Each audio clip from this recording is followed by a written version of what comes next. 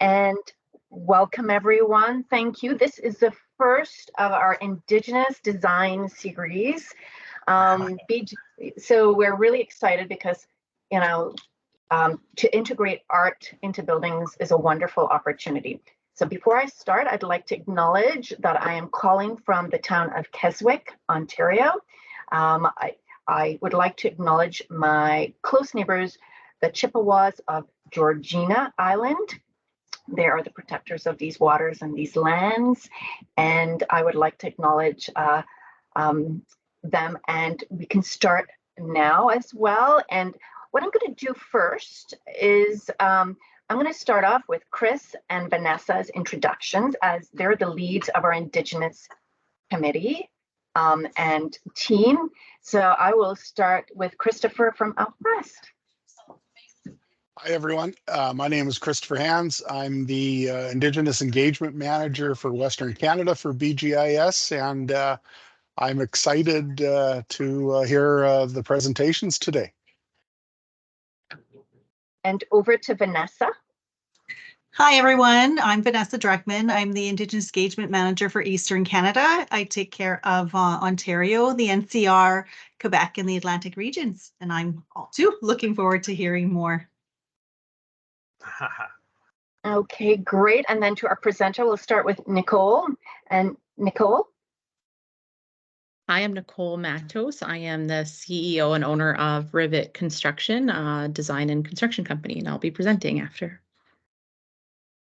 Then Cliff and Jen from Launchpad. Hey, everybody. I'm Cliff. Nice to meet y'all. I am the CEO, I guess. We're not good at giving each other titles. Right? Just CEO, founder of Launchpad Creative.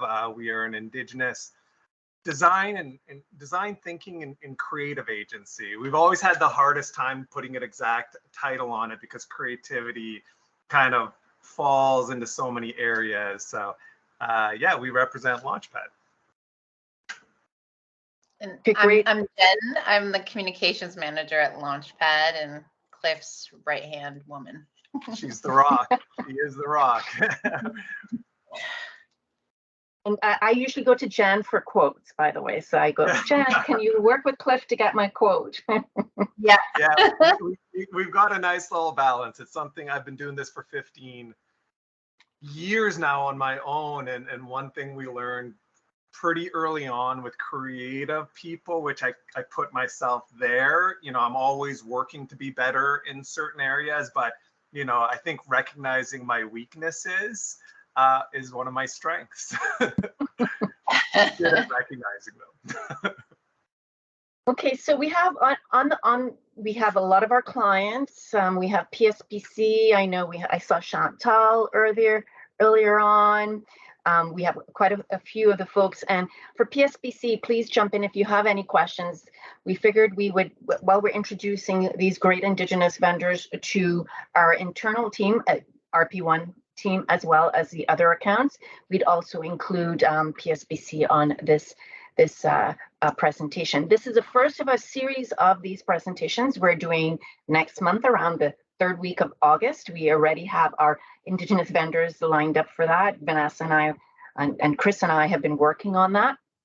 So that will be coming out shortly, just confirming the dates and the opportunity for everyone here to get to know our Indigenous vendors a little bit better.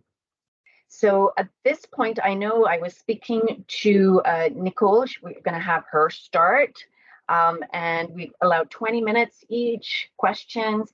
Anybody has questions, don't follow a formal process. Interrupt, raise a hand. I'll keep an eye on the hand raising. But at this point, we're going to hand it over to Nicole. Perfect. I will just share my screen. Actually, I'll wait a minute to share my screen. I'll just kind of start with a little bit of an intro.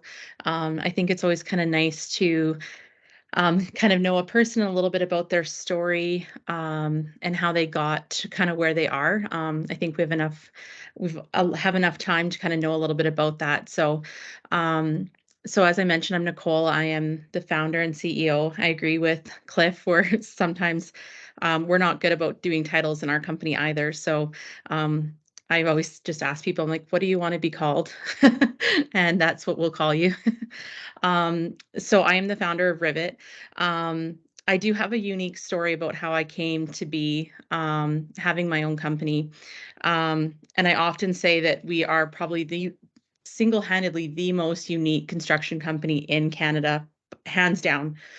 Even to the fact that the office we are just moving out of is a co-work office that that I also run and own, which has oddly turned into a co-work office that is full of hairdressers, massage studio, nail techs, and everything. And it's just a whole bunch of women entrepreneurs that I've somehow started mentoring and helping, which is bizarre. I'm sure no other construction company in Canada has hairdressers and nail techs and such working out of it. So a very different atmosphere. My story starts kind of earlier on where I was a project manager working for the federal government. I had always actually wanted to be an architect. Just was obsessed with construction and design and everything that went along with it. But coming from my background and not having anybody with any kind of formal education, or came from a very, I say humble, but really it was just poor background, didn't really have any guidance or anything about, things like student loans were something you could do, or how to get educated if you didn't have money, or pay for where you could live or anything like that. So I didn't really realize that that was an opportunity. And honestly got really lucked out even just getting my project management job with the government. It was just about lucking out meeting someone that kind of opened a door for me. And honestly, getting into construction project management came to me in what I call my tasteful Erin Brockovich day, which essentially means that I was just determined to go out one day and get my construction project management job, but I just dressed a lot more tastefully than what she was known for. So I wrote out a list of all the construction companies that were nearest my house, rewrote my resume to show how it suited construction project management, and I was determined to go out that day and get a project management job in construction. And lo and behold, the first place I went to, I managed to talk to the general manager, and I got a project management job the first place I went to, and was blessed enough to have great mentorship and leadership at that company, and worked there for a few years until kind of an economic downturn.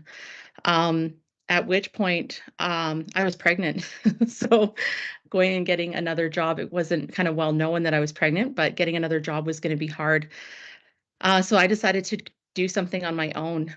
And luckily, in my first year, we did over $1 million worth of contracts in that first year, just because I had some good contacts and things like that. However, doing projects from a hospital bed with a newborn and giving birth meant that building up more contracts for the next year was very difficult. And then the next year trying to, look after the projects I had, and, broker deals from my garage with a screaming baby inside, and pretend that I was, one of the guys. COVID has taught us that people can have children in the background and we can say that, oh, our kids are at home sick, but 15 years ago, that was not a thing. And it's something I'm very grateful for now, for the people that are doing things now. But at that time, I had to pretend I was one of the guys, we'll say. And so I had to pretend like I didn't have that all going on. So I would go and take calls in the garage while my kids were screaming inside, and pretend I was in an office or something like that, and have my projects going on. But it meant that I didn't have a backfill. And so trying to restart essentially a construction company while looking after a newborn and things like that was very challenging. And a lot of those construction deals were brokered, and like those new relationships were really brokered. The industry was, a lot of everything was done on a golf course. Even now, a lot of the things are done on a golf course, or over beers. Very innocently so. I mean, let's face it, if somebody says, let's go for beers on a Friday night, who wouldn't want to say yes? But the reality is that it's a little bit uncomfortable for a lot of people to say to a woman, let's go for beers on a Friday, because it has a different implication. And so doing business for me meant that that was a little harder to broker some of those relationships and deals. So my feeling again was I could have a pity party about it, or I could just try to think of some new ways to go about doing business and try to make it work for me. And that's where I started deciding to involve design in my business. I always loved design. So I started taking night classes. So now I was running a construction company and having a newborn and doing design classes at night. And I learned how to do interior design. So I could do I could now go look for clients and offer design. And now I could build a relationship with the client doing the design, and then I could get the construction project at that point. So it was really all about a marketing technique for me. But it also meant I could build a relationship with a client. I needed half as many clients because now I could do twice as much work for them. And that's how design came to evolve. And it turned out clients really loved it, because I did find that managing construction projects for clients, there was always a push and a pull. Anyone who's managed a construction project or hired a contractor, hired a designer, I'm sure you've seen where when something goes wrong, the contractor wants to blame the designer wants to blame the contractor. But what a glorious thing if it's all the same person and there's only one person to blame and one person to hold accountable. So it ended up having a lot of benefits for me, but a lot of benefits for the client. And it actually made the projects go a little bit faster, because design didn't have to be 100% done in order to turn a project over. Or to start pricing and things like that. So it ended up being pretty glorious in a lot of different regards. And at the time, I had a lot of backlash from people about how this wasn't how things were done. Things were always done a certain way, and this was not how it was done. And interestingly enough, at the time, my goal was to try to make this something that more people in the industry did. It was one of my goals I had written down. And now there's quite a few companies, even across Canada, that are taking this model on. Likely not just because of me, but maybe they're all adopting it and just realizing that it's a thing. But it makes me proud that I was on the forefront of this. And so it is exciting for me. So it is something I'm proud of, that, I was female, I was Indigenous, I was also fighting to do things very differently. And I think it's one of the joys about having diversity involved, is that you have people think of things in a different way.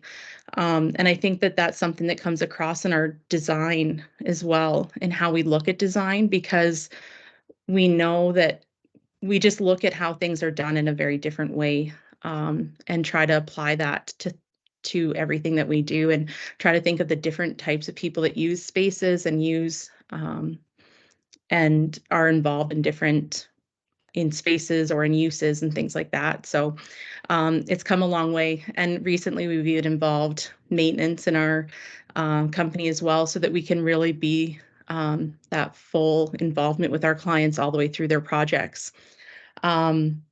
So it's been quite the journey over the last 15 years. We've grown now where we have multiple offices across Western Canada. So that's a little bit about me. I'm going to share my screen here. And is everybody able to see that? Yes, we can see it. Yes. Okay, perfect. So during COVID, we had, as like so many people, struggles. We were considered essential services, but so many of our people that we worked with were not, and they closed down. So we still lost millions of dollars worth of projects during COVID. So we actually merged with another company and ended up, which was where you might see sometimes some of our stuff come up as H2P Group. It was another company that we merged with and took on some of their projects at that time. So if you ever see that, that is still us. Is it not going to the next slide? There we go. So like I mentioned, we are an Indigenous, 100% Indigenous owned company. We have a majority of our staff is also Indigenous owned, and we've been operational since 2009. we do everything very differently. You'll find out. So some of our company values is being progressive. So we're always looking and willing to be progressive and never stuck in this is how it's always done. It's not something we believe in. So we're always trying to improve and open to hearing what clients are wanting and needing and willing to try to work for our clients. We believe in being helpful with our clients and our peers and our community. We really want to be involved in our community. It's important to us, whether that be the community that we live in or the community that we're working in. We believe in being empathetic. And again, that really will show across in our designs about trying to understand the people that are using the environments that we're working in. Believe in being creative and also celebrating wins and achievements, big and small. One of the ways that we're different, obviously, in being an Indigenous company is I know many companies have, do safety minutes or safety minutes before the start of, start of their workday or start of meetings and things like that. We also always do a truth and reconciliation minute. So we have little books that our staff carry, little hand pocket books that have all of the points of the truth and reconciliation. In fact, one of our staff family members was participated in writing those the different points, and we always choose one of those points and also cover one of those and have some discussion about that. So it's something that we live and breathe. It's not just something that is just a box that is checked. This is a little bit about the areas that we currently work in. So we work from Manitoba west currently, and we're very close to working in Ontario. We're kind of set up to work in there, but it's just a matter of timing on having the right timing to mobilize there to cover our costs right now. So a little bit about who we are again here. So as I mentioned, we do commercial construction, commercial preventative maintenance, and design. In commercial construction, we can build like smaller commercial buildings. A bulk of our work is in commercial tenant improvements, so interiors, and light industrial work. So in commercial buildings, like we've built like Fountain Tire building, so small buildings like that, commercial tenant improvements all the way up to, even 80,000 square feet kind of thing, all the way down to smaller, like, just taking down branding of a space for a tenant improvement.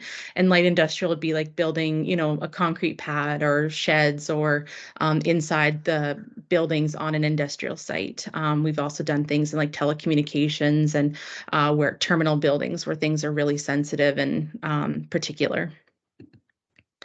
Commercial preventative maintenance, we do like pre-scheduled things throughout the year and then also offer hourly rates. And then the design is something we're really passionate about when it comes as an Indigenous provider. And it's something that we're really excited about and how we can offer and incorporate Indigenous concepts into design. And I think that that's something that we're really proud to start, that people are starting to care about and wanting to incorporate. And authentically incorporate.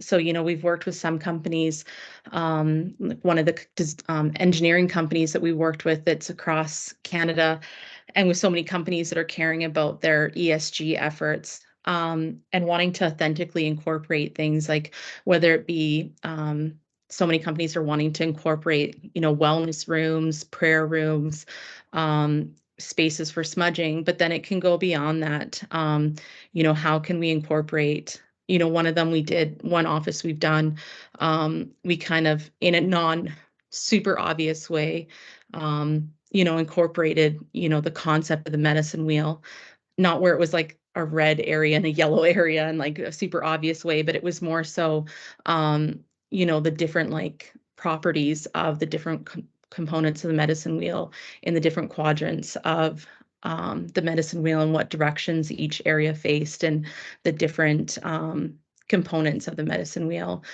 down to even things like meeting rooms and, the shape of boardroom tables and having round meeting room tables and what that represents, and some of the concepts that comes into place.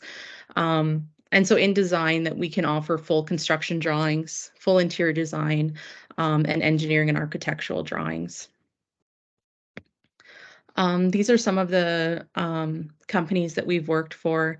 We've worked for some of the banks, some of our industrial clients, Sobeys, Safeway.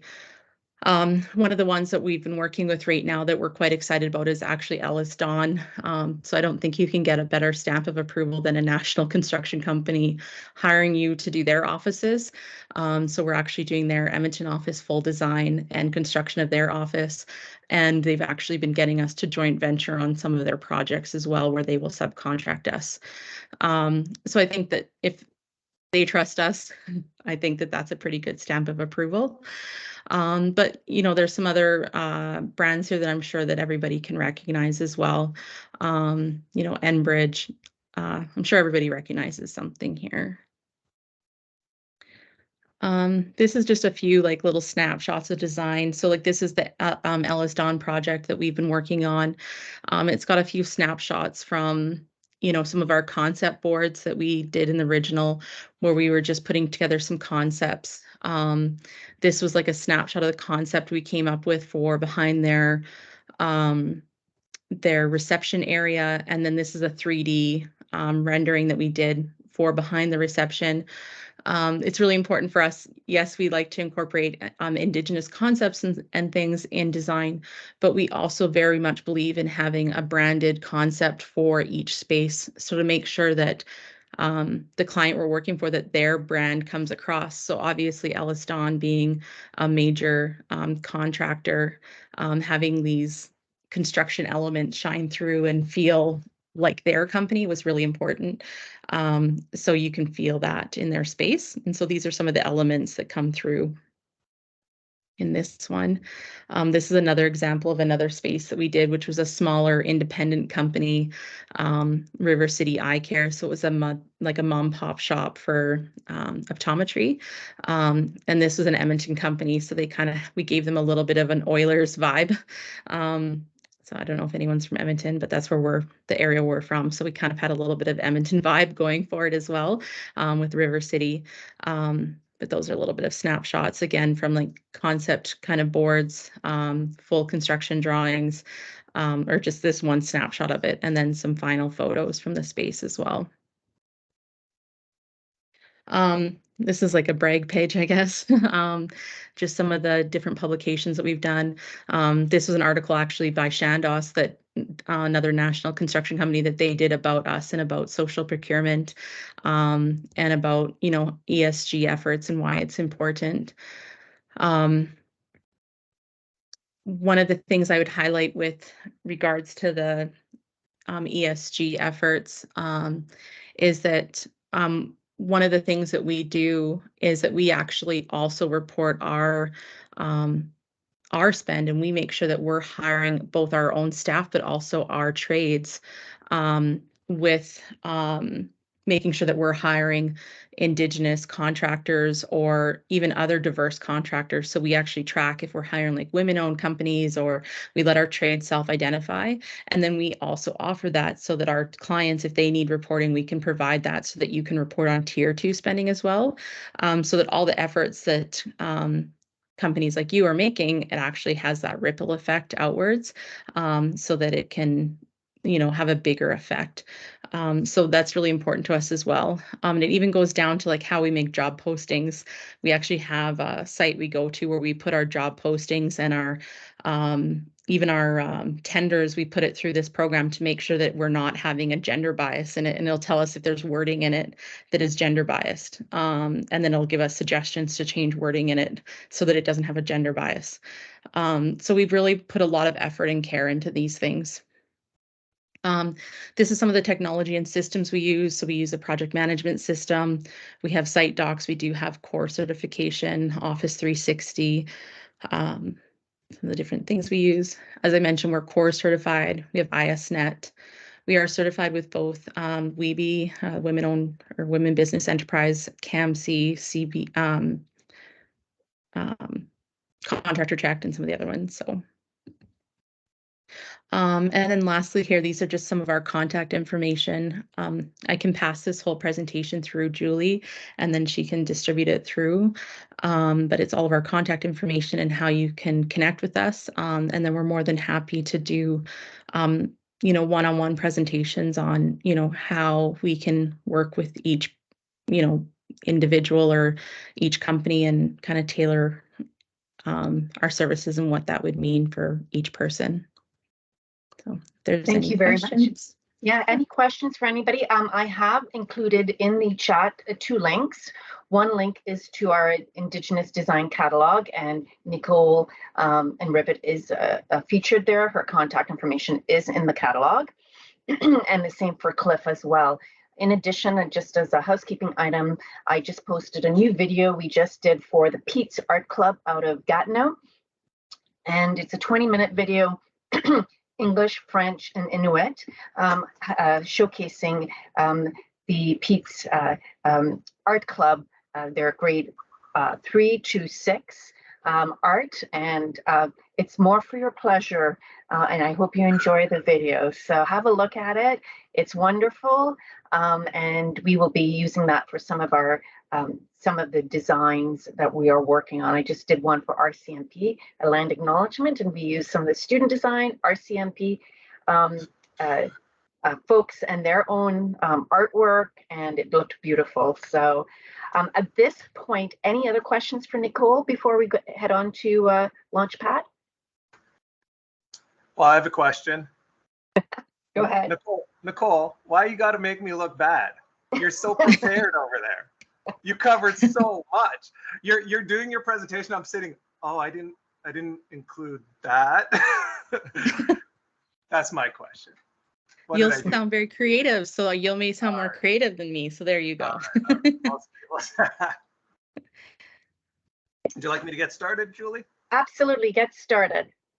All right, thank you everybody for being here. Like I said, not quite as much stuff as Nicole had. What I want to talk about is I want to tell you a little bit about who we are. And I want to show you a project we're working on. So we're working on a project with BGIS and Chantel and her team, and we're very excited about it. So we're going to give you a snapshot of that. Me and Jen are going to double team this and go through it. See, I brought backup, Nicole. So, just in case. So we're an Indigenous owned agency. Myself, I founded this agency. It's been many iterations, probably about 15 years ago, give or take. I'd worked in the news. I worked for CTV for a few years. I've always been a storyteller. And I know that's one of those like kind of almost cliches that people say, I'm a storyteller, but I am. And my heritage is that of storytellers. My people are storytellers. I'm Ojibwe, Potawatomi on my mother's side, 2 parts of the Three Fire Confederacy. On my father's side, Julie and I have some commonality here. My father's from Trinidad, also a mix of Indian and African. And then we have Irish in there on my mother's side as well. So we cover a lot of bases. I think almost everybody's people, I think the story of humanity is that we are storytellers. We would inform each other of what was going on in the other village, we would draw it on the side of a rock, or we would put it in sand, or we would find all of these various ways to communicate. I was reading this really cool book recently on the history of graphic design. And it never dawned on me until I read this sentence of like words, letters is the first version of graphic design. Someone figured out how to graphically design words that we could connect in our mind to meaning. I thought that was so fascinating, right? And that's what we do. Our agency, we call ourselves design thinkers, which means if you put a problem in front of us, we're going to creatively come up with a solution. So if you go to other agencies, they may give you the standard issue stuff. And we do know the standard issue stuff. You know, we've been doing this a while. We do our homework. We work hard. We work smart. You know, wellness matters. But we do definitely, I believe, have advantages in that we're like, we think of how's another way to approach this. Sometimes we think about when we're looking at something, let's say it's a design, a building design, architecture. Sometimes people are adding and adding. They'll come into a process and they'll be like, what could I add to this? And that makes sense. That's how we built this huge civilization, is by constantly adding. But there's this philosophy around minimalism and removing things. And I believe, you know, in some of the Indigenous teachings that I've received from different elders that I've had the blessing to spend time with, is that sometimes our life, when there's so much going on, visually, like literally, all of these different things, sometimes our reaction is to do more. But I believe as a society, as creatives, as builders, there's massive benefit to looking at something and going, what can we remove here? And sometimes removing things could create beautiful opportunities. Sorry, a little bit rambling because I'm a bit of a philosopher, guys. So yeah, 15 years, you know, I grew up here in the north. I spent a lot of time in Killarney, Manitoulin, Sudbury. Actually went to high school with Jen. I'm a big believer in like relationships and strong relationships and deep, meaningful ones, right? I used to think I would have to have a lot of friends, you know, searching for friends, right? I think we've all experienced this, right? As we get older, we realize, man, I just need half dozen really good ride or dies. Jen is that ride or die. Jen, I'm actually going to give you an opportunity to tell a story of how you got involved with Launchpad. Okay. So during COVID, before COVID, I was an entrepreneur working in the fitness industry for over 15 years. Obviously, COVID hit my industry hard.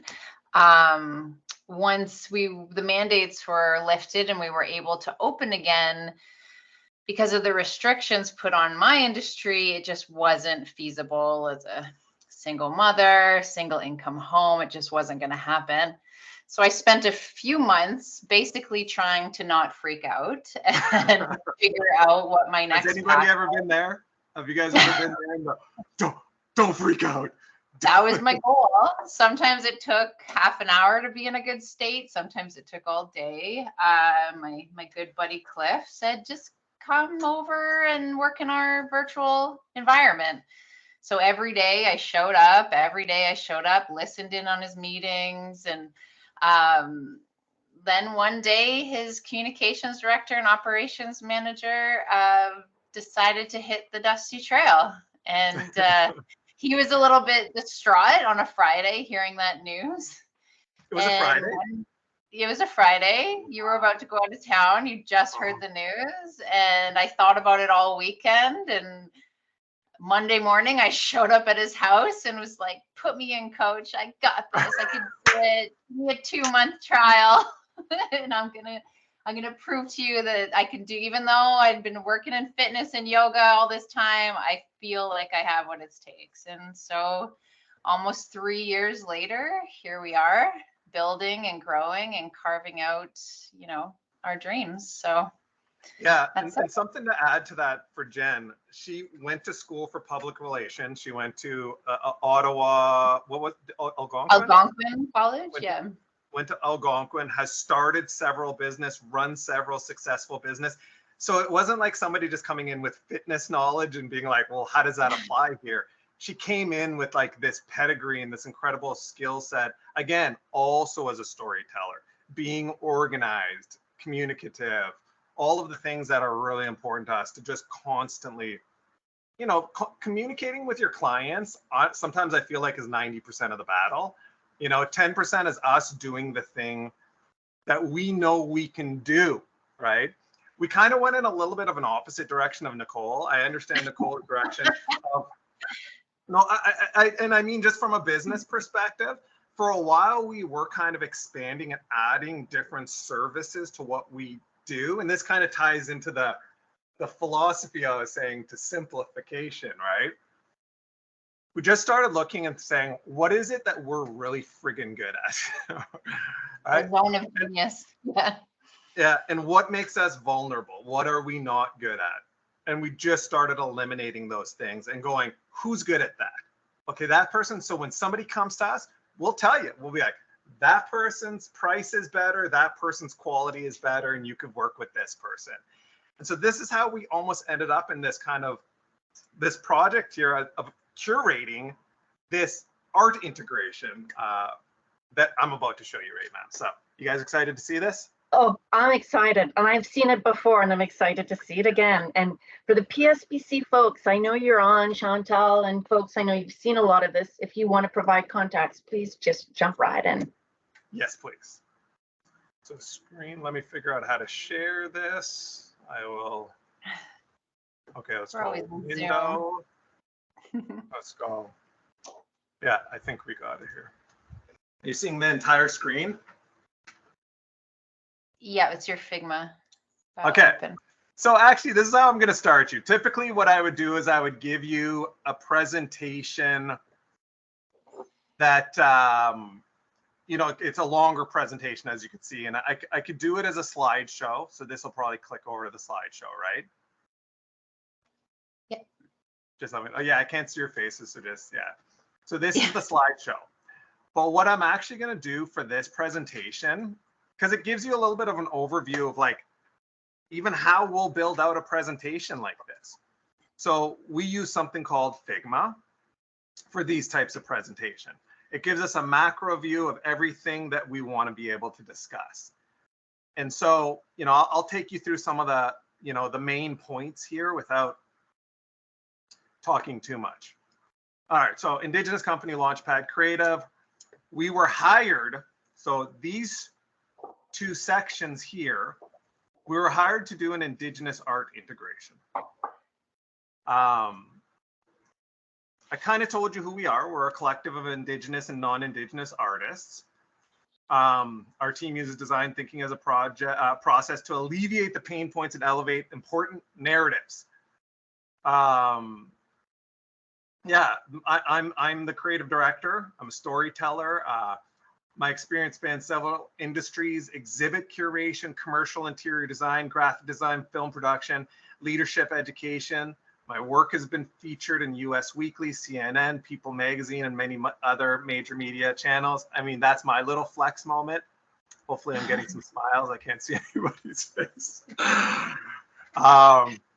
Some of our team members, I won't go through them, but we've got some phenomenal team members working on this project. We really lucked out with Tom Byers. If you look up Tom Byers' name, he literally pops up on Google as world's greatest birch bark canoe maker, which, wow, I wish world's greatest anything came up for me.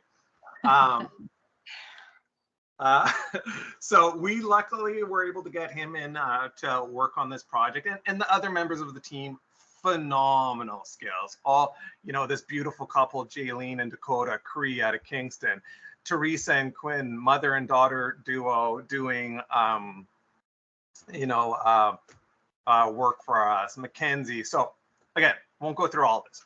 Let me tell you why I think this project is so important. So if you want to see the world for what it really is, you must view it through multiple lenses. Canada is a mix of many cultures. Our first cultures have much to teach in the way of the earth and the skies. But seeing the world through art, the art of Indigenous peoples, we could better understand each other's value to this society. Integrating Indigenous art into a Canadian federal buildings is crucial for several reasons. First, it acknowledges and honors the rich cultural heritage and artistic traditions of Indigenous people, and it is rich, and I am proud of it. Our people have inhabited these lands for thousands of years. By incorporating our Indigenous art forms, such as carvings, paintings, or textiles, federal buildings become spaces that reflect the diversity and history of our country. Now, our friend Chantel was involved in the making of the Indigenous guidelines, and we followed them. She gave them to us early on, and they were so helpful, and we learned a lot from them as well. You know, you never come into a project knowing everything. It is very much like you have a certain sense, you try to make good decisions, you try to work hard, but you always got to be open to learning, and that's what this project has done. I'll tell you what the concept is. One sky, many stories. So our theme coherently blends traditional modern First Nations, Inuit, and Métis art into the assembly hall and education space. This will allow for a distinctive motif with a dominant art theme that seamlessly flows through these rooms in this important Canadian building. I'll keep moving here. Now, so we were kind of faced with a little bit of a pickle. So like, as you can see on, I'm just gonna skip to the, so this is one of the assembly walls. So a Canadiana panel, this was kind of, we had to work around this. We were given a wall to work with, but this Canadiana panel was going to go on it. At first, it was just going to be sky theme, but with this Canadiana panel that was basically showing the horizon, we had to rethink things and figure out, well, how do we make the sky portion of the story really work? That's when we came up with the concept of she. Sky, horizon, earth. She, Mother Earth. In an effort to elegantly incorporate the Canadiana panels, we conceptualized a theme called she. This stands for sky, horizon, earth. And so that's what we did with our designs here. We have the sky up here with our beadwork, our horizon, and the earth pieces. So this is what we had proposed. These are different. This is what we proposed and was approved. These are different wood slats that we're going to be applying graphics, symbols, pictographs, things found that are culturally appropriate to be able to communicate. We want to make sure we represent Inuit, First Nations, and Métis people. This is the education wall. We're working on something called a pipe wall. This has 4 angles to it with different information. I'll show you a bit more. This is the birch bark canoe that our boy Tom's working on. Okay, so let's show you some of the details of the work. So here's some of the beads already completed by Teresa. Beautiful stuff. I love the mother and baby bear. The big and little dipper represent the mother and baby bear in Indigenous tales, guiding and protecting them in the night sky. The orca story, love it. So these are all great stories that are going to be so awesome to be able to share within this space. So we've got a lot of stuff there. Let's keep moving along here. So the sweetgrass, we've got the sweetgrass pieces completed. Actually, let me check something very quickly. Just want to show you guys what some of this completed stuff looks like. Okay, so here's like the sweetgrass. We put it in an epoxy so that when it's on the wall, it's protected. Also, there's a medallion piece on a floating wall. I mean, Chantel, once again, I can't thank you enough. We had a nice little creative meeting, and she really helped us come up with this idea of this this piece that basically brings together these 3 overarching cultures. And our artist came up with something very beautiful. You haven't seen this yet, eh, Chantel? You there, pal? I've seen some of it. I saw the latest rendering of the Beaver Wars, but not the beading. That is lovely. Isn't it freaking gorgeous? Excuse my French. Yeah, and it's the intertwining of cultures, right? Because as a federal department, and Cliff, if I can take 2 seconds, you know, this is a Absolutely. flagship building. This is a first of its kind geothermal heating, solar power energy. It really is going to be, you know, sort of like a feather in the government's cap of what it is you can do with buildings when you're considering green and you're considering Indigenous design incorporation. So this is where Launchpad and Cliff, you know, and all the artists, Jen, that you guys have been working with, it's that collaboration and that relationship building, you know, between the government, between Indigenous peoples that is really going to be reflected in the space. And the educational space, I can't say enough. This allows us to be flexible, and it's the sharing of Indigenous knowledge right on the wall, whether you're an adult or a child. It's going to be interactive, and it's going to be cognizant and respectful of those who have sensory, you know, sensitivities.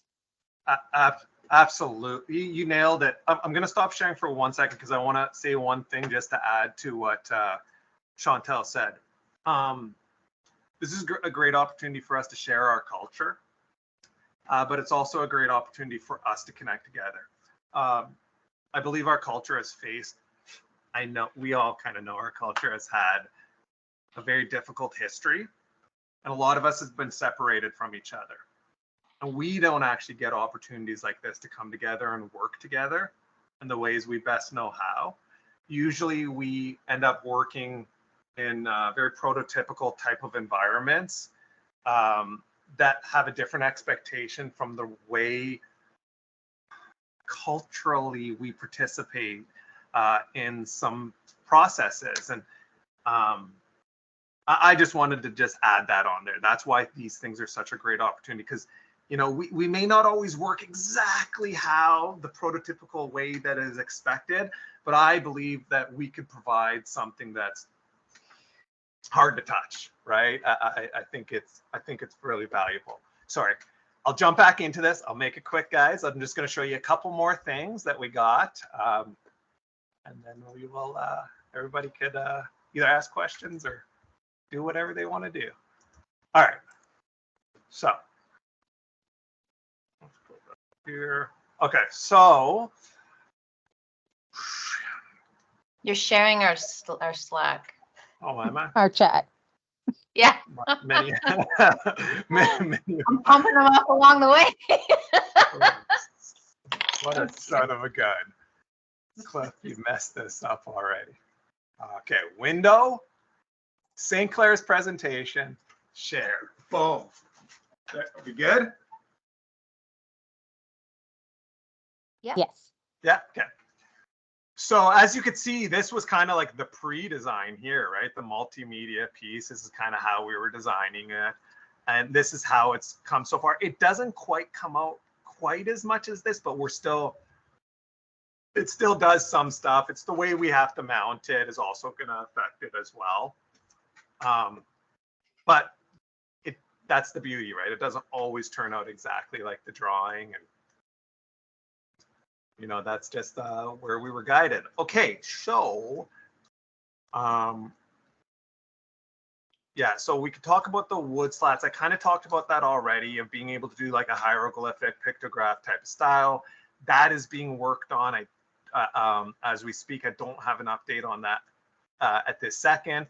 I do, however, have some stuff to show you. So I think this is like kind of like the coup d'etat, if I'm using that word rightly. I'm really excited about this. So this is something we basically conceptualized for the education space.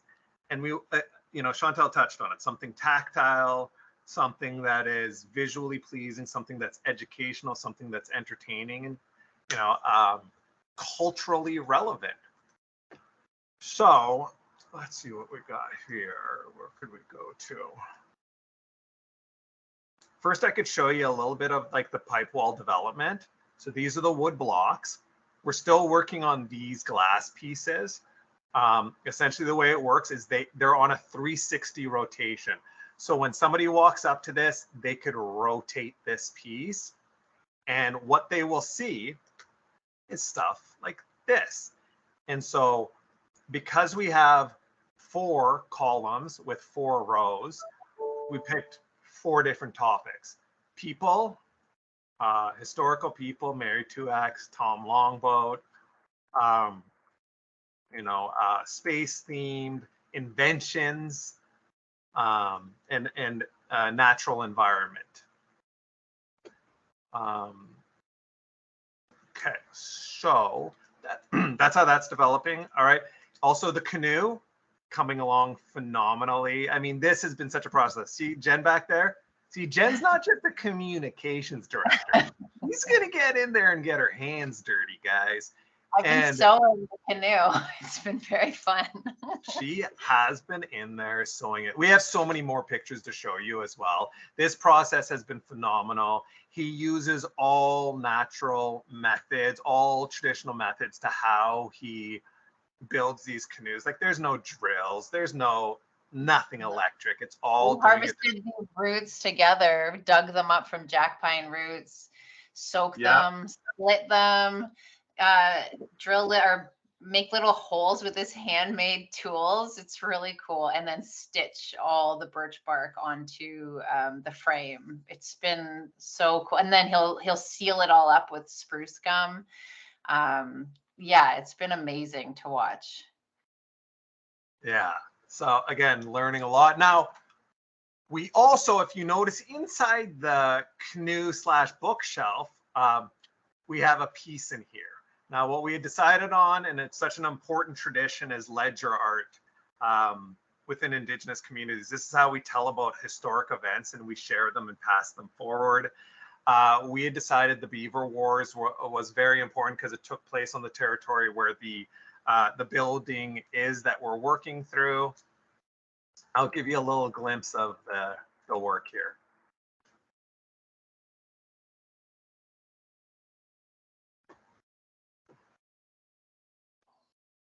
And stop share. So that's really it. I mean, I could go on about it forever. I see I'm being conscious of the time. I'm very excited. I'm very inspired by it. I think this is a very unique opportunity. And I really do think, I don't know if I'm being too optimistic. I hope not. I don't believe I am. That this could be an incredible path forward for the way Indigenous people, Indigenous creatives work together with government, private companies, and all sorts of different non-Indigenous people as well. Thank you. Well, thank you very much. Wonderful, very inspirational, really good to have both perspective, one from, the construction side, one from the creative side, and both melding, how you both meld creative and etc. Into your work. So really inspirational. That was the point of today's meeting, to inspire every one of you out there to bring elements of these different types of projects into your own buildings in some way or some manner. All of both Cliff's and Nicole's contact information is in the link for the Indigenous catalog that I've sent through. And I know we're working with both companies on other projects. And I know Kathy is working with you, Nicole, and getting you getting started. Chantal, you have your hand up. Go ahead.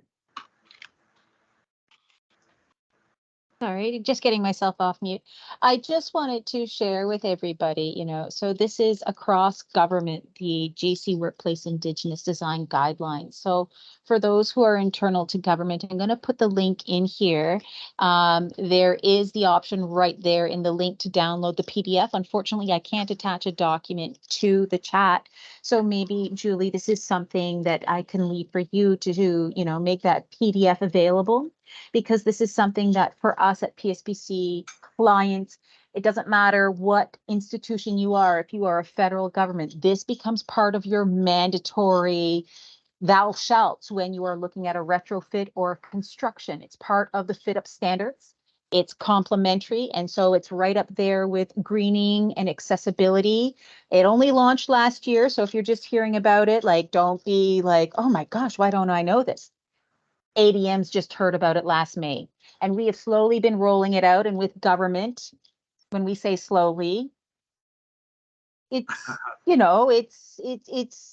it's a good pace. I like the turtle pace. You know? Yeah.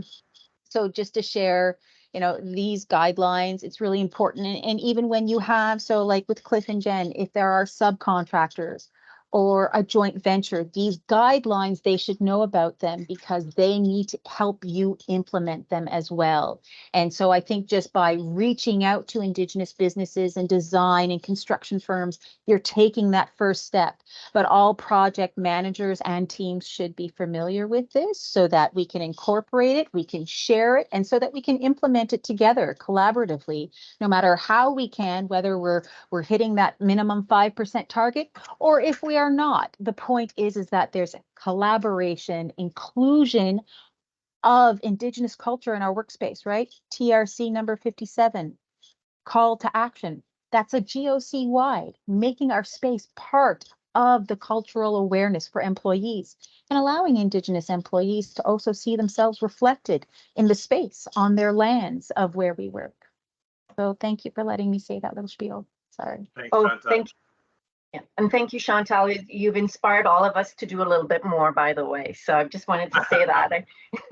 So we're all working hard toward that exact statement you just said. And we hope we can do more. We have some of our other clients so that they're learning from PSBC as well on the line as well. Well, BGIS representatives of our other clients. I know we have some of our corporate folks. Any questions from the non-RP1 folks?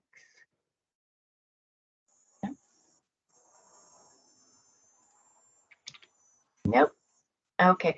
Well, everyone, again, all the contact information is there for both companies. Don't hesitate to reach out directly. If you have questions, you can ask Vanessa, Christopher, or myself. Oh, hi, Nicole, go ahead. I was just wondering are you able to send out those design guidelines? Because that link doesn't work for external, I don't think.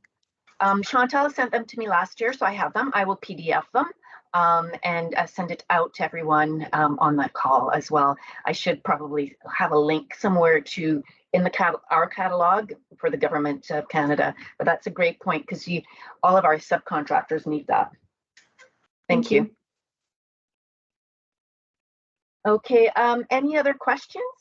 We have 2 minutes left in the hour. No? Oh, I do have one thing. I'm going to put a wiki collab link. Nicole, do you think that you could quickly check this one? Because I do understand that the wiki collab is supposed to be accessible outside of government. This one works, yeah. Perfect. Okay. I'm going to put the English and French then in the chat. That's much better than sending out a PDF, you know. Okay, that is wonderful. Thank you, Chantal. Okay, any closing remarks, Vanessa, Christopher? Just like to thank Cliff, Jen, and Nicole for their amazing presentations, and look forward to collaborating with you in the future. Amazing, Chris. Nice meeting you, pal. Thank you so much for the opportunity. Well, thank you, and I'm sure we'll be speaking to you, and all the best. And again, thank you for spending the hour with us and going through for everything of your story, which is just as important as the work you do. As we try to motivate a lot of our co-workers, bringing Indigenous design into buildings, we will get there. I think of this as every building as being a blank canvas, and wow, what an opportunity. So closing, thank you very much, everyone. Thank you. Miigwech. Bye-bye.